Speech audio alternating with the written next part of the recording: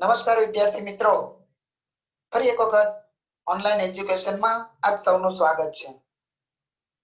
મિત્રો, દરરોજ જ્યારે નવો દિવસ ઉગે ને તો આપણે દરરોજ નવી શરૂઆત કરવી જોઈએ.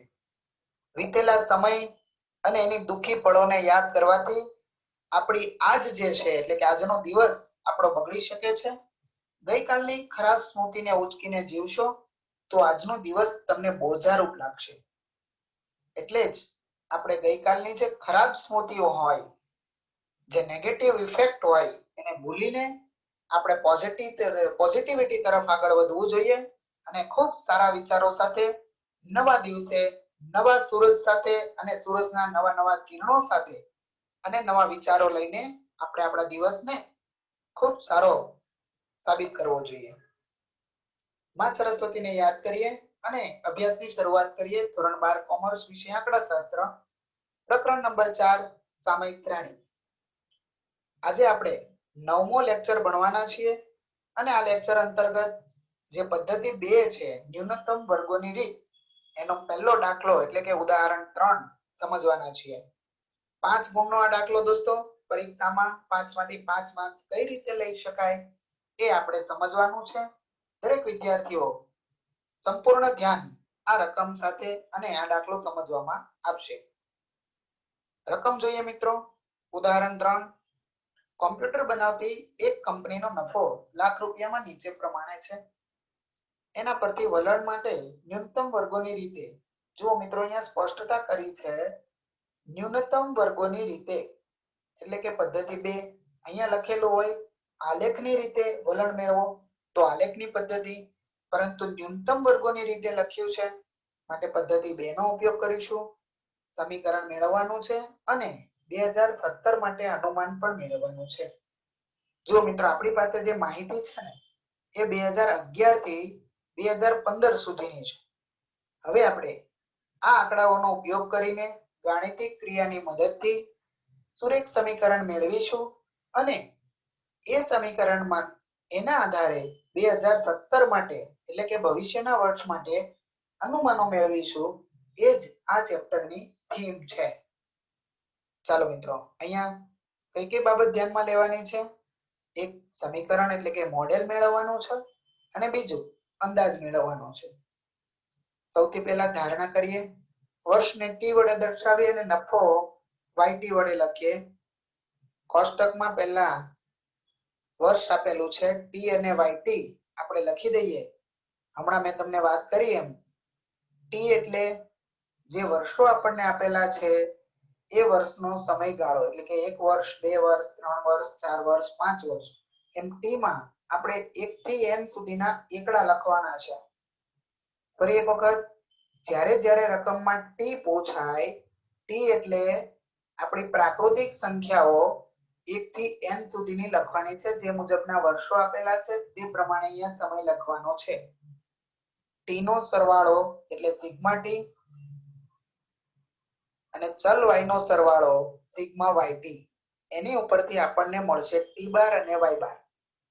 Sigma T upon n 15/5 3, y bar બરાબર sigma y upon n 190/5 38. T bar અને y બાર ની ગણતરી પૂરી થાય એટલે તરત બે કોલમ ફિક્સ બનાવવાની છે. બંનેનો ગુણાકાર એટલે કે t * y અને છેલ્લે t².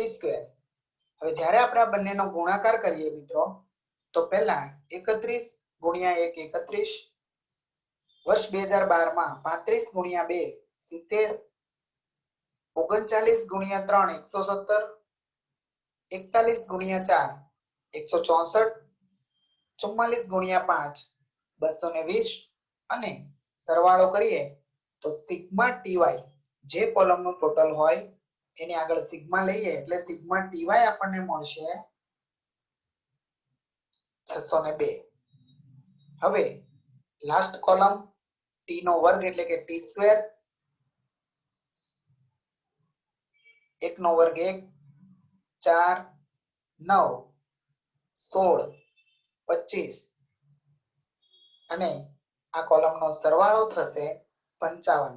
જોજો હા, ભૂલમાં આ બધી રકમનો વર્ગ કરતા કરતા છેલ્લે સિગ્મા ટી નો વર્ગ સિગ્મા ટી સ્ક્વેર ના થાય એ જોજો જરા, કારણ કે સિગ્મા ટી 15 છે, એનો વર્ગ થાય 225. જો અહીંયા 225 નથી, મતલબ ટી એટલે અવલોકનો જે છે અવલોકનોનો વર્ગ કરવાનો છે.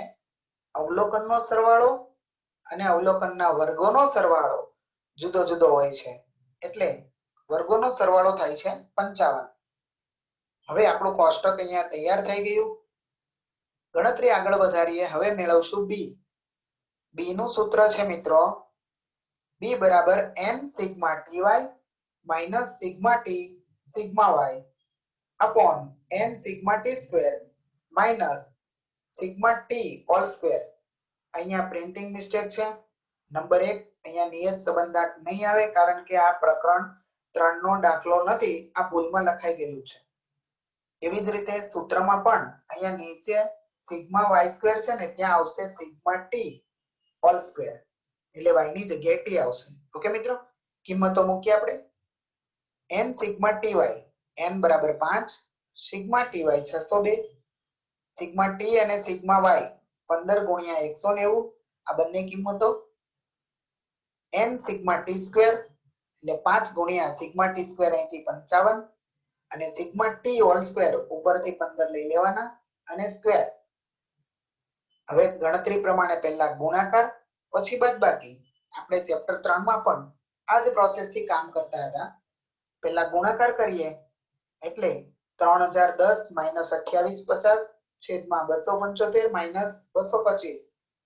હવે બાદબાકી કરીએ 160 ભાગ્યા 50 સાદુરૂપ આપીએ તો બી નો જવાબ આવે 3.2. સરળતાથી આપણને બી મળે એટલે તરત જ આપણને મળશે એ. એ બરાબર y બાર માઇનસ બી ટી બાર. y બાર ની કિંમત છે 38, બી ની કિંમત 3.2, ટી બાર નું મૂલ્ય છે 3. હવે અહીંયા આપણે પ્રોસેસ કરતા હતા, સાદુરૂપ આપતા હતા, એમાં યાદ રાખવાનું પહેલા ગુણાકાર પછી બાદબાકી. ગુણાકાર 9.6 આવે અને બાદબાકી કરીએ તો જવાબ મળશે એ બરાબર 28.4. હવે મોડેલ સમીકરણ મેળવીએ y કેપ બરાબર a પ્લસ બીટી. સુરેખ સમીકરણ જેમાં a ની કિંમત 28.4 મૂકીએ અને b ની કિંમત 3.2 મૂકીએ એટલે સમીકરણ મળશે 28.4 વત્તા 3.2 ટી. ઓકે મિત્રો, આ થયું આપણું મોડેલ, જેને કહેવાય સુરેખ સમીકરણ. ન્યૂનતમ વર્ગોની રીતમાં અહીંયા સુધીનો દાખલો દરેક વખતે ગણવાનો રહેશે. હવે વધારાની જે મેટરો પૂછાય છે એ આપણે શીખતી રહેવાની છે. આ દાખલામાં આપણને વધારાનું પૂછ્યું છે 2017 માટે અનુમાન. તો જો આપણી પાસે વર્ષ 2015 છે ને, એ 15 માં ટી ની કિંમત કેટલી છે? 5. ઓકે મિત્રો, 15 માટે ખાસ યાદ રાખજો, 2015 માટે ટી નું મૂલ્ય છે 5. એવી જ રીતે 2016 માં ટી નું મૂલ્ય કેટલું થાય? 6. 17 માં ટી નું મૂલ્ય કેટલું થાય? 7. હવે તમે સમજી ગયા ને? અહીંયા આપણને જાણી જોઈને આપણે દાખલો ખોટો ગણી નાખીએ એટલા માટે એને 1 વર્ષ પછીનું પૂછ્યું છે, પરંતુ આપણે આપણી ચતુર બુદ્ધિ, વિવેક બુદ્ધિનો ઉપયોગ કરીને આપણે ટી ની કિંમત પણ એક ટપાડી દેવાની. અહીંયા કેમ ટી 5 સુધી છે, તો 5 15 માટે છે, તો 16 માટે 6 અને 17 માટે ટી નું મૂલ્ય આવશે 7. તો આપણે અહીંયા ટી બરાબર કેટલા લેવાના છે? 7. હવે સમીકરણ જે છે એમાં ટી ની કિંમત 7 મૂકીએ, પહેલા ગુણાકાર પછી સરવાળો કરીએ એટલે મોડેલની કિંમત, અંદાજિત કિંમત આવશે 50.8 લાખ રૂપિયા.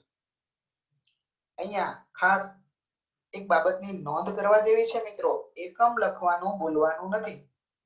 ચલ y નો જે એકમ આપેલો છે લાખ રૂપિયામાં, એ એકમ અહીંયા ફરજિયાત લખવાનો છે અને છેલ્લે જવાબ જે લખીએ એમાં લખી શકાય કે વર્ષ 2017 માટે નફાની વલણની અનુમાનિત કિંમત 50.8 લાખ રૂપિયા છે. આ સાથે આ દાખલો પૂરો થયો. ન્યૂનતમ વર્ગની રીત એનો પહેલો દાખલો સેમ આના જેવો દાખલો 4.2 એમાં દાખલા નંબર 1 અને સ્વાધ્યાય 4 વિભાગ ઈ એમાં દાખલા નંબર 1 અને 2 આ તમારે ગણી નાખવાના છે મિત્રો. ખૂબ સરળતાથી આપ ગણી શકશો એનો મને પૂરો વિશ્વાસ છે. આ સાથે આજનો અભ્યાસ આપણે પૂરો કરીએ. નવા દાખલા સાથે નવા ઉદાહરણ સાથે આપણે આવતીકાલે ફરી મળીશું. Thank you very much.